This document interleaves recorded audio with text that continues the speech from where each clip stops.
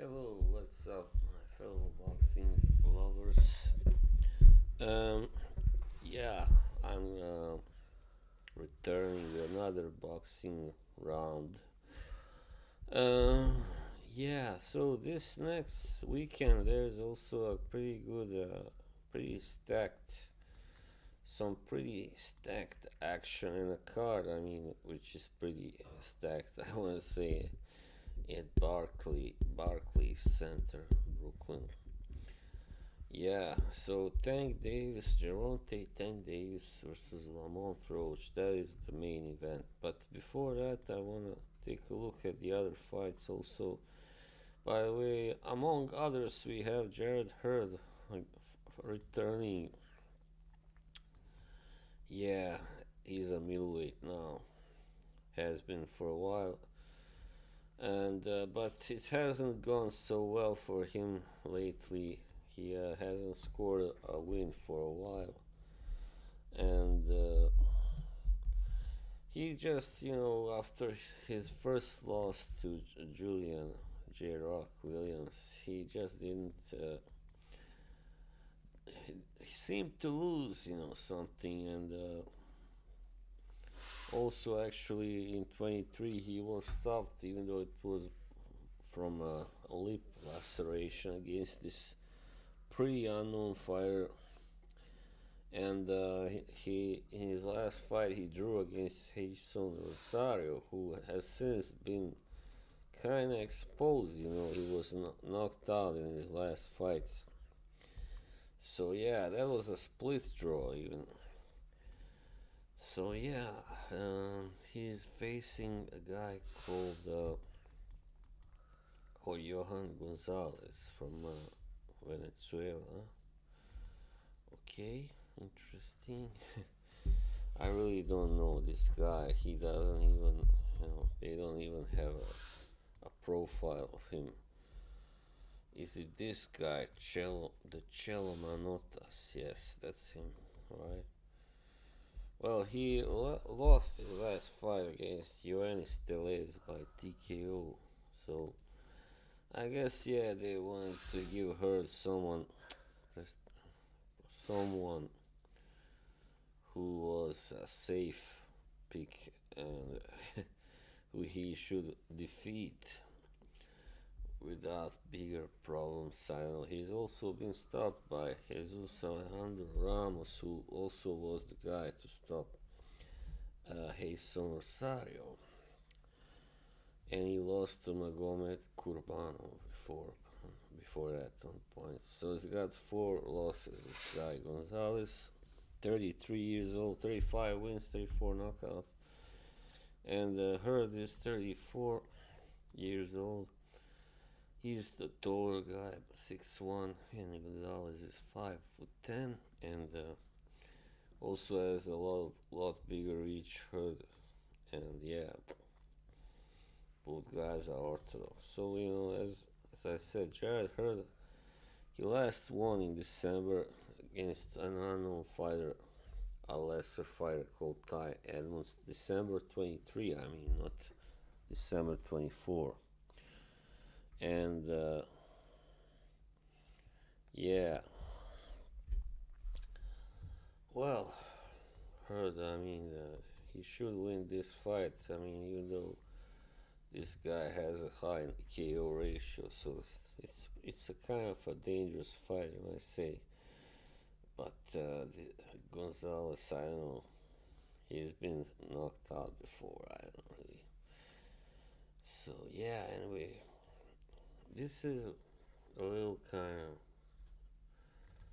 yeah, not a really clear fight. I mean, it's not a clear Hurd. Uh,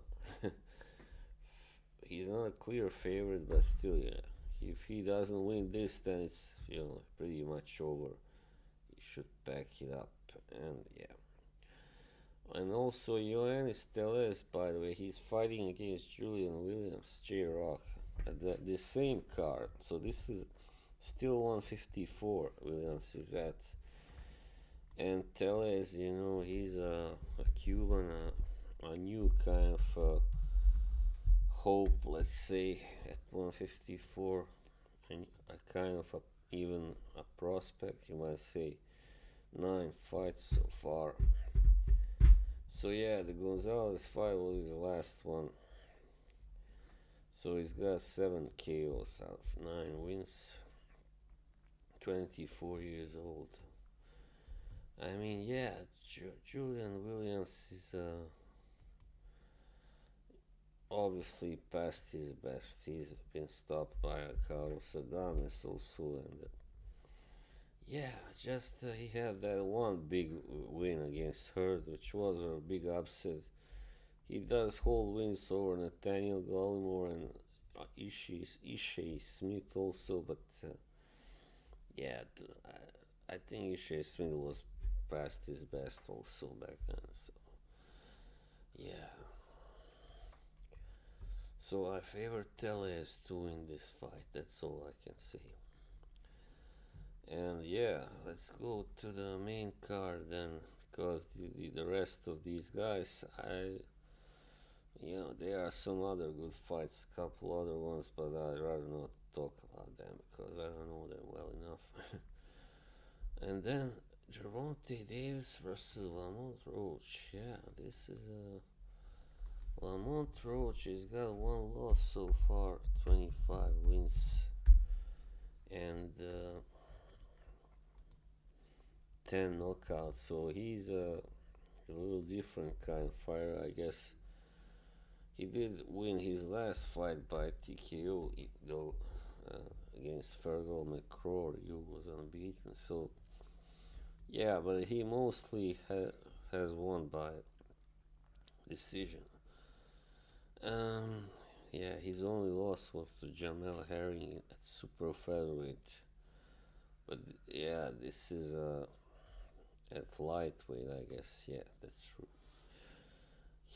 Yeah, I mean, there's no doubt. I mean, there's little doubt that Gervonta will win this fight, but I guess Lamont Roach can make it interesting and competitive enough.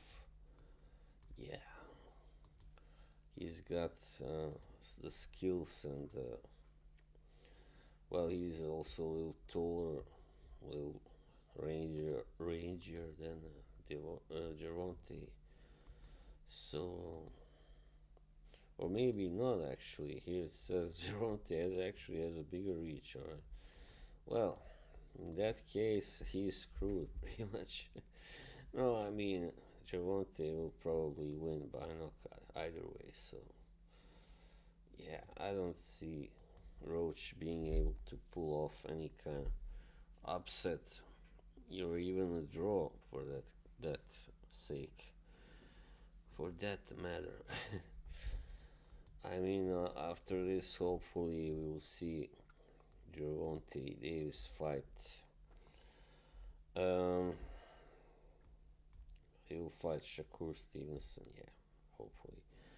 Next. Alright, and then there's a car in Puerto Rico where we have Subriel Matias coming back. Yes, interesting fight against, was it Gabriel Valenzuela? Okay. Yeah, Subriel Matias, he somewhat surprisingly lost his IBF belt to 140 to Liam Paro last summer, and since then he's returned. In November, he scored a TKO in 2 rounds against Roberto Ramirez. Yeah, very impressive. I mean, it means that it wasn't his night, and I guess Paro's style didn't suit him. I don't know, whatever it was, but he's since it hasn't really affected him badly, this loss. I mean, he already has one loss before, but even though he avenged that one, so. And his opponent is a Mexican fighter, 33-1, 17 KOs. But yeah, his only 2 fights, I guess, against boxers that I know of. He lost to Montana Love and on points, and then he beat Robbie Davis Jr.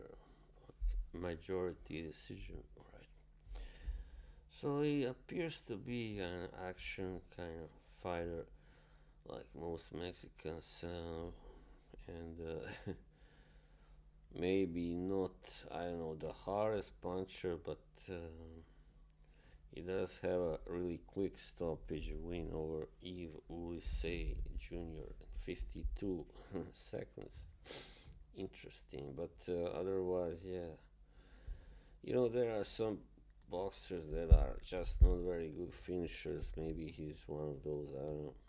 Because he's only got 17 KOs of 30, so that's kind of. It's still alright, but it's not a very impressive percentage. I mean, it's not a puncher's percentage, so yeah. And Matias, he's got all his wins are by stoppage, but he's more like a guy who will just break you down, go at you and yeah, just break you down. Yeah, he will f you up. In other words. So hopefully, I mean, he Richardson Hitchens now holds the IBF super lightweight or light welterweight title. So hopefully he gets to fight for it, Matias, after if he wins this fight, of course, which I think he should. But you never know these days. I mean, we've seen plenty of upsets, but Matias is definitely the favorite, so that's what I can say. Yep, and yeah, I mean, those are the fights. I mean, there are. I see in England, Lewis Crocker is fighting Paddy Donovan.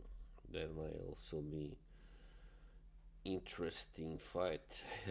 This is a welterweight.